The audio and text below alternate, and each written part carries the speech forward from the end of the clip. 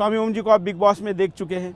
स्वामी ओम जी, मेरा कार्यक्रम की शुरुआत में मेरे अतिथि का स्वागत करके करता हूं, लेकिन मैं आज आपका स्वागत नहीं कर सकता। मैं बहुत मतलब आज मेरे मन में आपके प्रति इतना गुस्सा है कि मेरे दर्शकों ने आपके बारे में ऐसी सवाल भेजे, ऐसी प्रतिक्रिया भेजी है जिससे मैं आपका स्वागत नहीं कर सकता, जबकि मेरे संस्कार हैं कि मैं आपसे कुछ अभद्रता ना करूं, इसलिए मैं आपको छोड़ रहा हूं। नहीं तो आपने हिंदू साधु का नाम लगाकर ऐसी गलती की है, ऐसा पाप किया है कि जिसकी माफ़ी नहीं हो सकती। बस संस्कारों के कारण मैं आपसे अभद्रता नहीं कर रहा हूँ। मैंने कोई बदनामी नहीं की, मुझे किडनैप करके रख लिया बिग बॉस ने और मुझे नशीली चीज़ें इंजेक्शन के जरिए दे करके, भोजन के जरिए दे करके मेरे से ये सारा काम करवाया गया और मुझे अपनी जान को बचाने के लिए साथ में मुझे उन्होंने धमकी दी कि यदि आप मेरे इशारों पे काम नहीं करेंगे तो हम आपको जान से मार देंगे और हम ये दिखा देंगे कि आप बहुत बड़ी बात कर रहे हैं। हाँ, ये गैर कानूनी भी हो सकती है। बिल्कुल गैर कानूनी ही है। हाँ। ये वहाँ पर सब कुछ गैर कानूनी ही होता है, क्योंकि ईसाई मिशनरियों द्वारा चलाया जा रहा वो प्रोग्राम है। हिंदुस्तान से हिंदू धर्म को सनातन धर्म को समाप्त करने की साजिश है। इसीलिए मैं सारी दुनिया से अपील करता हूँ कि आप लोग हमारे साथ चलिए, हम वहाँ पर प्रदर्शन। तो आप उसमें गए क्यों? अगर वो ईसाइयों का कार्यक्रम है, आप उसमें कैसे गए? कुछ भी पता नहीं था मुझे। इन लोगों ने ये कहा कि आप यदि वहाँ जाएंगे तो संपूर्ण दुनिया में आप राम राज्य की स्थापना कर सकेंगे। उसमें हमारे बिग बॉस के घर से राम राज्य की स्थापना होती है? मुझे इसके बारे में कुछ पता नहीं था। मैंने कभी जिंदगी में बिग बॉस देखा नहीं और मुझे इसके बारे में कुछ भी पता नहीं था। कितने पैसे दिए बिग बॉस वाले? मैंने आज तक एक नया पैसा नहीं लिया, मैंने अपना अकाउंट नंबर भी नहीं दिया। तो ऐसा अगर है तो वहाँ मतलब दर्शकों को मैं बताना चाहता हूं कि आप यहाँ पर आरोप लगा रहे हैं कि वहाँ पर गैर कानूनी काम होते और आपको नशीली पदार्थ खिलाकर आपको जबरदस्ती बंधक बनाया गया। जी हाँ। और इसके लिए आप कानूनी कार्रवाई के लिए तैयार है? मैं बिल्कुल तैयार हूँ। मैंने वहाँ पर लोनावाला में पुलिस को मैंने इन्फॉर्म भी किया है निकलने के बाद। वहाँ बहुत हंगामा किया है मैंने। फयाज होटल में बहुत ज्यादा हमने हंगामा किया है और पुलिस को हमने कहा है कि तुम मेरा FIR दर्ज करो सलमान खान के खिलाफ और जितने भी बिग बॉस के। क्या वहाँ पर जो मांसाहार खाया आपने या सारी भी जो नॉनवेज चीजें खाई, ये एक हिंदू नाम लगाने वाले व्यक्ति को मतलब मैं आपको ओम स्वामी भी कैसे कहूँ, ये मेरे लिए सवाल है। मैंने कोई मांसाहार नहीं खाया। वो जितना भी दिखाया गया है वो इन्होंने बिग बॉस ने उन्होंने मुझे कहा था खाने के लिए, मैंने खाया नहीं था। इन्होंने सब्जी को जो मेनू था उसको पूरी ट्रेनिंग दे करके कि तुम ऐसे बनाओ जिसमें लगे कि चिकन है, ऐसे बनाओ जिसमें लगे कि अंडे की भुर्जी है। वो हमको सारा सब्जी ही से खिलाया था, लेकिन मांस के रूप में बना करके खिलाया गया था। मैं मांसाहारी हो ही नहीं सकता, क्योंकि ये जो मैं जीवन भर मैं हमेशा शाकाहारी रहा हूँ, आगे भी रहूंगा। और अभी भी मैं शंकराचार्य जी के चरणों में जो मेरे द्वारा जो इन लोगों ने कुकृत्य करवाया उसके लिए मैं उनसे माफी मांग करके मैं अपने उन अपकर्मों को मैं दूर करूंगा और उसके लिए जो भी प्रायश्चित कहेंगे मैं करूंगा। ये इसमें तो धर्माचार्य ही बता पाएंगे कि इसमें कितना क्या हो सकता है। ये तो मेरा अधिकार नहीं है। लेकिन क्या जैसे आप दोबारा एक आरोप लगा रहे कि आपको मांसाहार भी जबरदस्ती खिलाया गया? मांसाहार मैंने किया नहीं, उन्होंने कोशिश की।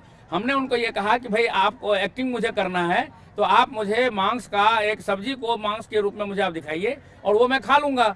और मैंने सब्जी ही खाया, मैंने मांस नहीं खाया। इससे हिंदुस्तान को क्या संदेश गया?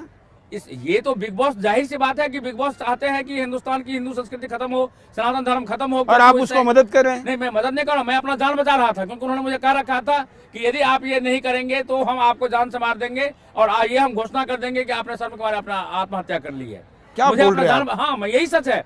मुझे अपने जान को बचाना जरूरी था। लिखा है शास्त्र में शरीर माध्यम खलु धर्म साधनम, पहले शरीर है। एक स्वामी ओम मर जाता तो हिंदू धर्म कम से कम कलंकित होने से बच जाता। लेकिन ये सच फिर बाहर नहीं आता। लोग हमेशा हमको रावण के रूप में जानते। मैं रावण नहीं, मैं श्री राम का भक्त हूँ। ये बताना दुनिया के लिए बताना मेरे लिए जरूरी था, इसलिए मैं जिंदा वापस आया हूँ।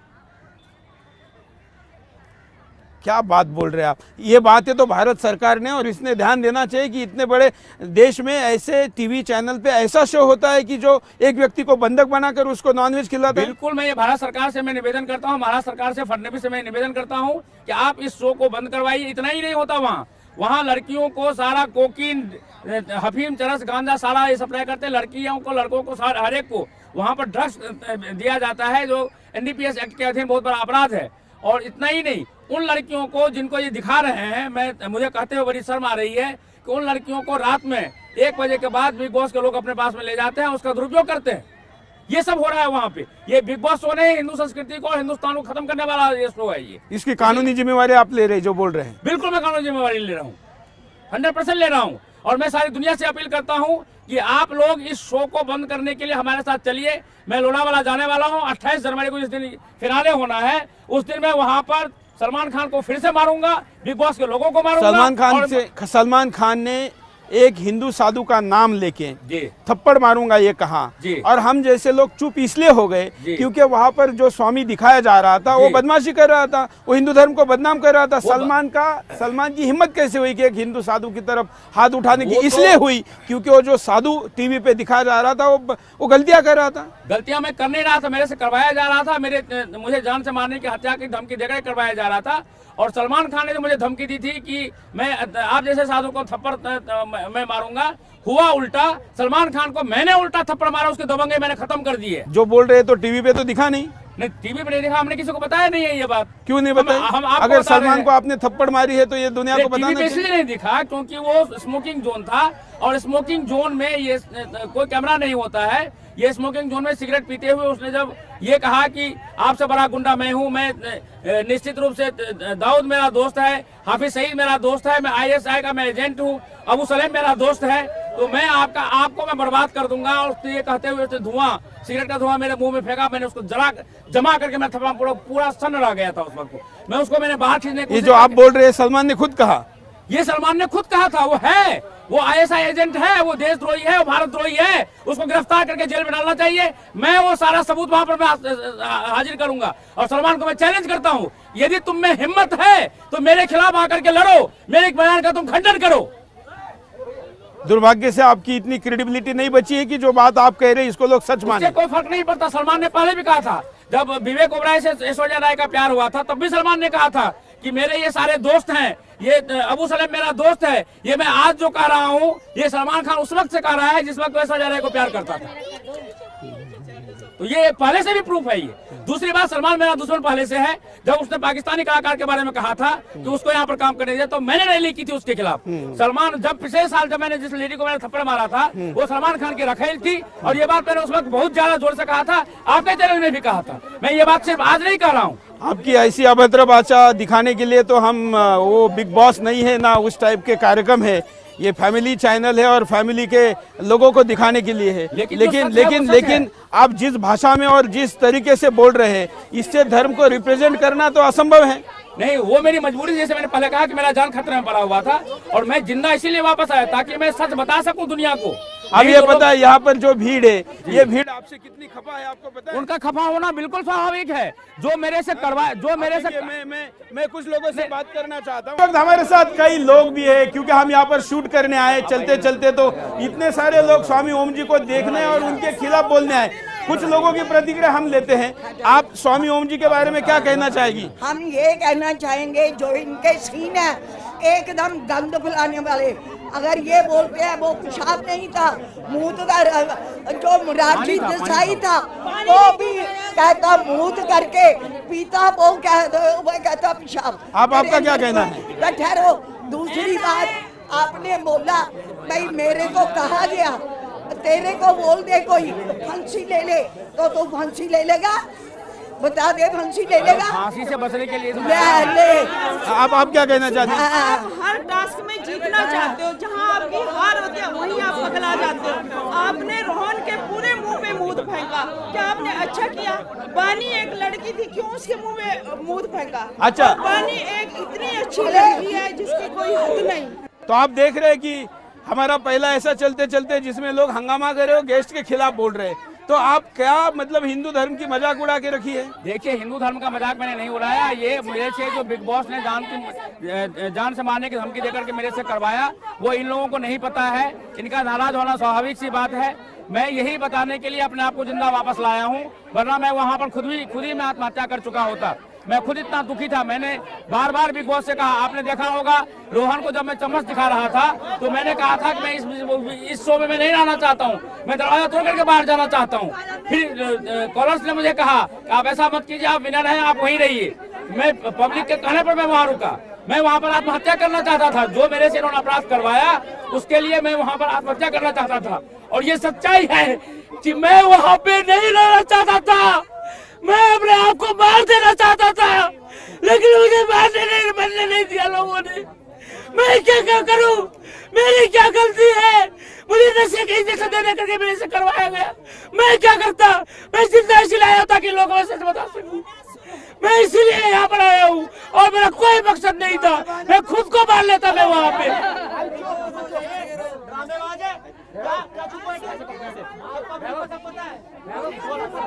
ये लोग आपकी बात को सच मानने को तैयार नहीं है। कोई बात नहीं, ये सच निकल करके आएगा, इंक्वायरी होगा, इसमें कमीशन बैठेगा और ये सारा सच बन करके आएगा। अभी जो पेशाब की बात कर रहे हैं, उस पेशाब का अभी वहाँ पर लैब टेस्ट हो चुका है। वो पेशाब नहीं, वो पानी है। ये सलमान खान ने मुझे खुद आज सुबह बताया है। अरे भाई, हो गई। उससे भी बड़ा सवाल है कि एक स्वामी ओम नाम का व्यक्ति बिग बॉस में गया क्यों? इसीलिए क्योंकि मुझे पता नहीं था बिग बॉस क्या होता है। मैंने कभी जिंदगी में देखा नहीं था, मुझे ये पता नहीं था ईसाई मिस्त्रियों का साजिश है हिंदू धर्म, भारतीय संस्कृति को खत्म करने का, सनातन धर्म को खत्म करने का। मुझे मालूम नहीं था। मुझे मालूम होता है बिल्कुल नहीं जाता। पिछले साल भी जब उस औरत को मैंने मारा था तब भी ये लोग आए थे, मैंने मना कर दिया, हालांकि उसको मुझे पता नहीं था। अभी तक मुझे ये पता नहीं था। जब मैं निकला हूँ और लोगों की प्रतिक्रिया मैंने देखा है, तब मुझे पता लगा कि ईसाई मिस्त्रियों का वो सारा खेल था सनातन धर्म को बर्बाद करने का। लेकिन जिस प्रकार से सारा प्रकरण हुआ है, इससे आप अभी देश को क्या संदेश देंगे? देश को मैं ये संदेश देना चाहता हूँ कि इस तरह के जो शो हैं उसको बंद करवाओ, सलमान खान को गिरफ्तार करो, बिग बॉस के सभी पदाधिकारियों को गिरफ्तार करो, इसमें इंक्वायरी करो। मैं गवाही दूंगा और सारा सबूत दूंगा। तो दर्शकों को मैं बताऊं कि हम स्वामी ओम का चलते चलते कर रहे थे पार्क में, और वहाँ ऐसी स्थिति आ गई कि लोग स्वामी ओम को पकड़ के मारने वाले थे, इसलिए हमको पार्क से लेकर आना पड़ा। स्वामी ओम, जिस देश में साधु देखने के बाद लोग पैर छूते हैं, उस देश से आपको भाग के आना पड़ा एक पार्क से। इतना गुस्सा है लोगों में। उनका गुस्सा स्वाभाविक है। यदि उनके जगह पे मैं होता तो शायद मैं भी वही करता, क्योंकि मेरे से इस देशद्रोही ईसाई मिशनरियों के मिशनरीवादी ये जो बिग बॉस के लोग हैं और सलमान खान जो ISI एजेंट है, इन लोगों ने मेरे से कृत्य ही वही करवाया है, जिससे मैं इस बात की ही संभावना है जो उन लोगों ने वहाँ पर करने की कोशिश की। और उस सब के लिए मैं भारतीय जनता से, सभी हिंदुस्तानियों से मैं हाथ जोड़ के माफ़ी मांगता हूँ।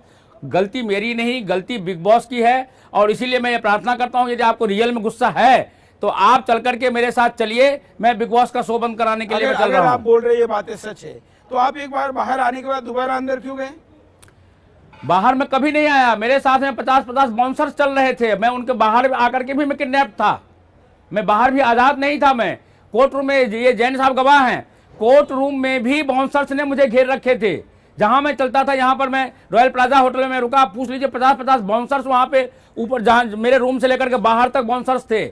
मैं कहाँ से भागता वहाँ पे? कैसे मैं वापस जाने से मैं इनकार करता, क्योंकि मेरा जान खतरे में पड़ा हुआ था। लेकिन जिस प्रकार से एक हिंदू साधु की बदनामी हुई है, मैं बार बार इसलिए इस पर कह रहा हूँ कि आपके नाम में ओम और स्वामी अगर नहीं होता तो ऐसा कोई व्यक्ति उधर कुछ मरकट हरकतें करता तो भी हमको कोई फर्क नहीं पड़ता, हिंदुस्तान को नहीं पड़ता। मुझे पता नहीं था कि ये लोग क्रिमिनल हैं, ये लोग ईसाई मिशनरियों के लोग हैं। जब मैं फंस गया 7 अक्टूबर को, जो ही लोनावाला में पहुंचा, इन सब ने मुझे किडनैप करके एक होटल में रख लिया और चारों तरफ 50-50 बाउंसर्स मेरे चारों तरफ सारे मुस्टंडे थे। और कहीं भी मुझे ये नहीं लगा कि मैं निकल सकता हूं। एक सेकेंड के लिए मैंने खिड़की से कूदने की कोशिश की, मैंने गली से भागने की कोशिश की, हर कोशिश मैंने की वहां से भागने की। यहाँ तक कि जो मैं आपको बता रहा था कि रोहन को जब मैं वो चम्मच दिखा रहा था नकली धमकी देते हुए, इनके आदेशानुसार, इनके इंस्ट्रक्शन के मुताबिक, तब भी मैं एक रियल शब्द बोल रहा था कि मुझे यहाँ नहीं रहना, मुझे यहाँ से वापस जाना है, मैं गेट तोड़ करके बाहर जाऊंगा। लेकिन उसके बाद कई कॉलर्स ने, जो वीक ऑफ द कॉलर होता है, उसमें कई कॉलर ने कहा कि स्वामी जी ऐसा मत, कि उनको नहीं पता था मेरी सिचुएशन क्या है। वहां मैं बोल नहीं सकता था कि मेरा जान खतरे में पड़ा हुआ है। और यदि मैं वहां मर जाता, मैंने आत्महत्या करने की कई बार कोशिश की। ये बात वहां चैनल में भी है, टेलीकास्ट भी हुआ है कि ऐसी हालत रहेगी तो मैं अपने आप को मार लूंगा। ये कई बार वहां पर मैंने बोला है, कैमरे में बोला है और टेलीकास्ट भी हुआ है। मैं तो वहां पर सिर्फ बोल सकता था कैमरे में क्या वो दिखाते हैं, वो एडिट करते हैं, 24 घंटे का 1 घंटे में करते हैं, वो अपने मतलब का दिखाते हैं। वो मेरे खिलाफ, हिंदू धर्म के खिलाफ, सनातन धर्म के खिलाफ जो दिखाना चाहते थे वो उन्होंने दिखाया। वहां पर मैंने बहुत अच्छे काम किए, मैंने लड़कियों को मदद किया, लड़कों को मदद किया, वो सब कुछ नहीं दिखाया। आपके दिखाया तो गया कि लड़कियों के साथ ना रहे थे, वो भी स्विमिंग पूल में। नहीं, वो मेरा राजा रंग का एक रोल था, एक्ट था, जिसमें इन्होंने वो हमको करने के लिए कहा था। मैं कोई मर्जी से नहीं नहा रहा था, वो हमको इसके लिए करने के लिए स्क्रिप्ट बना करके दिया गया था। उसमें मुझे राजा बनाया गया था और उन लोगों को दासियां बनाई गई थी, मोनालिसा वगैरह को। आपको पता है जो षड्यंत्र करने वाले लोग आप जिनको कहते हैं, हिंदुस्तान में षड्यंत्र होता है फिल्मों से, सीरियलों से, हिंदू के खिलाफ हम जानते हैं जी। लेकिन ये सब कुछ करने का उनको मौका इसलिए मिला क्योंकि आप जैसा एक सॉफ्ट शिकार उनको मिल गया। डेफिनेटली मैं इस बात से पूरी तरह से सहमत हूँ, क्योंकि चूंकि मुझे पता नहीं था ये बिग बॉस शो क्या है। मुझे ये कहा गया था कि आपको हमारे शो के माध्यम से पूरी दुनिया को आप बदल सकते हैं, हम रामराज जी की स्थापना कर सकते हैं। रामराज्य की स्थापना मेरे जो गुरुदेव थे स्वामी कृपात्री जी महाराज, क्या आपको उनका ये स्वप्न 50-60 साल का उम्र बिताने के बाद ये पता चला कि बिग बॉस शो से रामराज्य की स्थापना होगी? मुझे ऐसा उन लोगों ने वचन दिया था। किसने? ये बिग बॉस शो के जितने भी टॉप पदाधिकारी हैं, बिग बॉस शो के जो चेयरमैन जो भी अमेरिका में बैठे हुए हैं, बिग बॉस शो के मैनेजिंग डायरेक्टर, मतलब ऐसी नंगी लड़कियों के साथ नहा के रामराज्य स्थापित होगा? मुझे क्या बोल रहे हैं आप? मुझे नहीं पता था वहां नंगी लड़कियां मुझे मिलेंगी। मुझे तो ये सब बताया भी नहीं गया था। मुझे सिर्फ ये कहा गया था कि वहां के मेल फिल्म स्टार आपको मिलेंगे, जो जिनको आप अपने तरीके से आप उनसे मैसेज दिलवाएंगे, पूरा दुनिया में रामराज्य स्थापित हो जाएगा। मुझे लड़कियों के बारे में कोई ज्ञान नहीं था, मुझे बताया भी नहीं गया था, मैंने कभी ये शो देखा भी नहीं था, तो मुझे इसलिए पता नहीं था। मुझे नहीं पता था कि ईसाई मिशनरियों के ये लोग हैं, मुझे नहीं पता था कि फोर्ड फाउंडेशन से इनको पैसा मिल रहा है, मुझे नहीं पता था कि सोनिया गांधी से इनको पैसा मिल रहा है, मैं कुछ नहीं जानता था। क्या सोनिया गांधी को नरेंद्र मोदी के लिए पैसा खर्च करना छोड़ के ओम जी मिले? सोनिया गांधी को ये मालूम है, मैं इंदिरा गांधी के घर में रहा हूं। सोनिया गांधी की शादी मैंने और गिरिधारी गोस्वामी ने कराई थी, तभी से मैं उसका दुश्मन हूं। सोनिया गांधी जब लंदन में चलिए आज संदर्भ इन लोगों के बात है, ये ऐसी बातें मत करिए जो भी बॉस के सेट पे दिए। दोबारा बता रहा हूँ, पारिवारिक चैनल पर आप बात करें जो धर्म की रक्षा की बात करता है। हम आपको केवल इसलिए इस शो में लाए हैं क्योंकि आपके नाम में स्वामी और ओम है, और इस कारण हिंदुस्तान के मन में गुस्सा है। जी, वो गुस्सा स्वाभाविक है। मैं उनके गुस्से से मैं बिल्कुल सहमत हूं कि उनके जगह पर मैं होता तो मैं भी वही करता, वही गुस्सा करता जो वो लोग कर रहे हैं, क्योंकि उन्होंने मुझे वो अब आपने आपको बाहर निकालने का जो कारण रहा, जो गंदी हरकत की जिसका मैं कैमरे के सामने उल्लेख नहीं कर सकता, आसान समझ में आया इसलिए कह रहा हूं कि यूरिन आपने लोगों पे फेंका। एक साधु का ये काम है? यूरिन था ही नहीं, वो पेशाब था ही नहीं। मुझे आपने देखा होगा उसमें सीन में, आपके चैनल में भी चला है कि मैं गया हूं और आया हूं, 3 सेकंड में मैं वापस आया हूं। 3 सेकंड में 1.5 लीटर यूरिन कोई दुनिया का मानव तो कर ही नहीं सकता, यहाँ तक कि जानवर भी नहीं कर सकता 3 सेकंड में 1.5 लीटर का पेशाब। तो वो हमको ये उस साइंस में नहीं जाना है। हाँ। हमको इससे जाना है कि ये बाहर मैसेज गया है कि एक साधु ने ऐसा किया जिसके नाम में साधु है। हाँ, ये मुझे करने के लिए कहा गया था। आप ये देखेंगे वहां पर जो कन्फेशन रूम में मेरी और बिग बॉस से बात हुई है, उसमें मैंने उनसे पूछा क्या मुझे अपने एक्ट करने के लिए आप 10 मिनट पहले बजर बजाएंगे? उन्होंने कहा बिल्कुल बजाएंगे। और आपने देखा होगा उसमें 10 मिनट पहले बजर बजाया गया और ये कहा है कि 10 मिनट ही बाकी है। उसका सीधा मतलब ये था कि जो उन्होंने एक्ट करने के लिए मुझे कहा था कि आप पानी को पेशाब का क्या फेंकना, वो एक्ट करने के लिए ही वो बजर बजाया गया था, वरना आज तक किसी भी टास्क में 10 मिनट पहले कभी भी बजर नहीं बजाया गया। हम तो ऐसे शो देखते नहीं, लेकिन जो लोगों में प्रतिक्रिया है, गुस्सा है, और सोशल मीडिया पर अगर मैं आपको पढ़ के सुनाना शुरू करूं तो गालियों की बौछार है। बिल्कुल गालियों की बौछार स्वाभाविक है, जो गाली दे रहे हैं। आपने उस साधु समाज को बदनाम किया है जिस साधु को देख के लोग अपना सीना झुकाते हैं, राजा भी, प्रधानमंत्री भी। बिल्कुल, बिल्कुल। उस साधु को आपने बदनाम किया है जिन्होंने लाखों करोड़ों साधु संतों ने अपना घर परिवार छोड़ के हिंदू धर्म को बचाने के लिए संन्यास लिया है। स्वामी ओम जी आप किस अखाड़े से हैं? मैं जुना अखाड़े से हूँ। क्या बता रहे हैं आप? जुना अखाड़े में क्या नाम लगता है? आपका नाम क्या है? वो नाम वहां पर पुरी लगता है, मेरे नाम के साथ भी पुरी लगा हुआ है, लेकिन मैं पुरी इस्तेमाल इसलिए नहीं करता क्योंकि हमारे गुरुदेव स्वामी कृपात्री जी ने महाराज ने ये कहा था कि ओम शब्द को ही सरनेम रखना, तो इसीलिए मैं गुरु का आदेश का पालन कर रहा हूँ। वैसे मेरा पूरा नाम स्वामी आपके नाम में ओम जैसा शब्द है जो इतना पवित्र है जी, स्वामी जैसा नाम लगा है जो कि इतना सम्माननीय है जी। ऐसा होते हुए जिस प्रकार की हरकतें हो रही है ये कैसे स्वीकार हो ही नहीं सकती। स्वामी ओम ने नहीं किया, स्वामी ओम को एक्टर बना करके मिसयूज किया, टूल बना करके मिसयूज किया बिग बॉस ने, देशद्रोही सलमान खान ने। उसमें स्वामी ओम मजबूर था अपने जान को बचाने के लिए। जिस सलमान खान को अभी आप इतनी गालियां दे रहे हो, इस सलमान का 40 पढ़ रहे थे बिग बॉस में आप? वो मैं नहीं पढ़ रहा था, स्वामी ओम नहीं पढ़ रहे थे। उस स्वामी ओम को जिनको मारने की धमकी देकर के मजबूर किया गया था, एक्ट कराया जा रहा था, वो एक्टर बोल रहा था। स्वामी ओम कभी जिंदगी में सलमान खान की सराहना नहीं कर सकते। अगर ऐसा है, जाने से पहले मैंने सलमान खान के खिलाफ रैली की थी। जो बात आप बोल रहे हो अगर सच है तो आप दुनिया के एक ऐसे एक्टर है जो इतनी धमकियां देने के बावजूद इतना खुशी खुशी सलमान 40 पढ़ रहे थे और सलमान की शादी होने के लिए दोहे गा रहे थे। ये सब मुझे कहा गया था बोलने के लिए, और मैंने बोला मुझे अपनी जान बचानी थी चेयरमैन साहब, मुझे अपनी जान बचानी थी। आज यदि मैं जान नहीं बचाता तो आज आपके चरणों में नहीं होता। मैं हमारे चरणों में मत आइए, आपको तो कोई चरणों में लेने की भी स्थिति नहीं है। मुझे मालूम है मैं उसके योग्य नहीं हूँ, मैं उसके योग्य नहीं हूँ, लेकिन मैं कोशिश तो करूंगा ही नहीं कि मैं आपके चरणों में मैं आ सकूं, मैं कोशिश करूंगा इसका। देखिए, पहले तो हिंदुस्तान को जवाब दीजिए, 125 करोड़ लोगों के मन में आपको देखने के बाद घृणा उत्पन्न हो रही है। उनका घृणा बिल्कुल नेचुरल है, स्वाभाविक है। जैसे मैंने पहले कहा कि यदि मैं भी उसको देखता तो मैं भी खुद से ही नफरत करता, और ऐसा नहीं है। मैं आज भी खुद से नफरत करता हूँ और हिंदुस्तानियों से मैं माफी मांगता हूँ।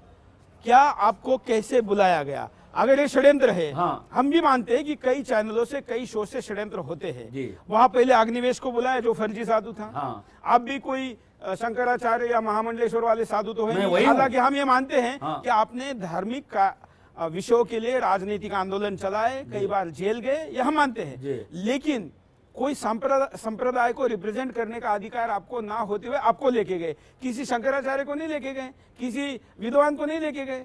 इसीलिए क्योंकि उनको ये पता था कि शंकराचार्य जो वृद्ध हैं, स्वामी निष्ठानंद हैं, स्वामी स्वरूपानंद जी हैं। तो हम ये जानना चाहते हैं कि आपका अप्रोच कैसे किया गया, कैसे होता है ये षड्यंत्र? अगर ये षड्यंत्र है तो कैसे होता है? देखिए, पिछले साल भी जब मैंने उस औरत को अभियान सवन पे मारा था, तब भी ये लोग आए थे मेरे पास में, लेकिन उस वक्त रामराज की बात नहीं हुई। तो उन्होंने कहा कि आपको 100 में हमको लेके जाना है, हम आपको 5 करोड़ रुपया देंगे। मैंने कहा मुझे 5 पैसा नहीं चाहिए, मैं जाऊंगा ही नहीं, क्योंकि मैं इनसे ऐसे सोचने में मुझे नफरत है, दिल से नफरत है। तो आपने 1 रुपया नहीं लिया? 1 रुपया नहीं तो लिया आपको 5 करोड़ का लालच दिया गया। एक दूसरा रामराज जी की बात आप बोल रहे हैं। 5 करोड़ का लालच पिछले साल दिया गया था, इस साल भी 5 करोड़ का लालच दिया गया। लेकिन लालच देने के बाद जब मैंने कहा कि मुझे पैसा नहीं चाहिए, तब उन्होंने कहा कि मुझे मालूम है कि आपका एक स्वप्न है, आपके गुरुदेव का भी स्वप्न था, उनकी पॉलिटिकल पार्टी भी थी रामराज जी परिषद, जो आज भी एग्जिस्ट करती है। तो हम ये जानते हैं कि आप रामराज जी की स्थापना पूरी दुनिया में करना चाहते हैं, और वो रामराज जी हम आपको हमारे चैनल के माध्यम से, हमारे क्लर्क उसके बाद क्या हुआ? उसके बाद वो मुझे यहाँ से लेकर गए। मैंने कोई ऑडिशन नहीं दिया, कुछ नहीं दिया, ये डायरेक्ट आए थे। कई बार ये पूरा जो रियल इनके बिग बॉस हैं, जो चेयरमैन है, कई बार खुद आकर के मिले। इनके जो मैनेजिंग डायरेक्टर है दीपक धर, वो आकर के मिले। इनके जो दूसरे मैनेजिंग डायरेक्टर है नायक, वो आकर के मिले। इनके जो सीईओ हैं उन्होंने एक ऐसा ही आदमी क्यों पकड़ा जो जंतर मंतर पर 4, 5, 6, 10 लोगों के साथ घूमता है? हाँ। उन्होंने वो आदमी क्यों नहीं पकड़ा जिसके पीछे लाखों लोग हैं? वो इसीलिए पकड़ा क्योंकि ये वो स्वामी ओम है जो बचपन बाल्यावस्था में जिसको लोगों ने भगवान माना था, और इंडिया गेट पर 5-5 लाख लोग दर्शन करने के लिए आते थे। वो स्वामी ओम है जिसको अमेरिका में जिसने साढ़े 7 साल की उम्र में तहलका मचा दिया था इनके स्वामी प्रभुपाद जी के साथ मिलकर के।